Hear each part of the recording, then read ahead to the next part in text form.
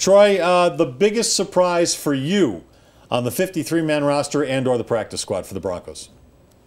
I would say Curtis Marsh, probably the biggest surprise. Are you feeling okay today, Troy? You sound a little under the weather here.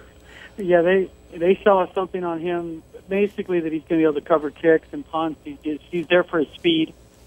So that was a little bit of a surprise. The biggest surprise that it was cut, Monte Ball wasn't a shock, because once you can't play special teams, you really can't be the fourth-string running back. And he was one of the best 53 until they saw the waiver wire. So that one made sense. But Steven Johnson surprised me, because he's a good special teams player. In the end, he's been slowed a little bit by a knee injury, so they felt like Corey Nelson was a better option at that point. So that one was, to me, the most surprising. He wasn't on my radar to be cut. In regard to McManus, we talked about him missing what would have been the winning field goal, and he missed another one. He missed two 50-yarders. I don't remember him making one. Did he make one beyond 50 yards in the? I believe he made one in the preseason. Yeah, one. Do you think he's on a? And I know this is kickers. Do you think that he's on a short rope there? That they. Especially with some of the guys who are on the beach right now without teams. Connor Barth was cut again. So, do you think that's an issue? I do, Woody. I mean, if he can't make the long field goal, he's kind of signed to be the home run hitter. I mean, so it's like a home run hitter. They don't really need him just to hit singles. If they wanted a singles hitter, they would have kept Barth.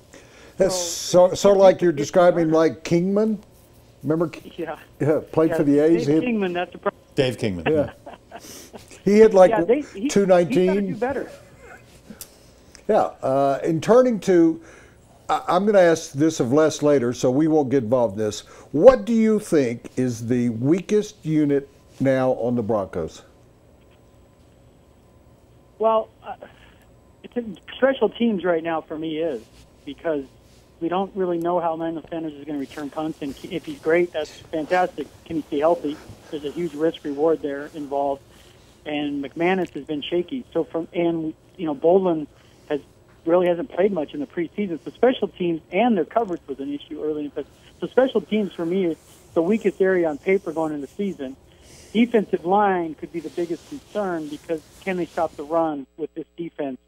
I think they'll eventually overwhelm teams with pressure, so it may not matter. But the defensive line, lack of depth, is an issue. The offensive line, I'm not as worried about as other people. I'm really not, especially once they got Mathis. But to answer your question simply, Woody, the biggest weakness going in based on the preseason for me is special teams. There's just so much uncertainty, number one, and you got guys who are unproven, namely McManus, in a huge role.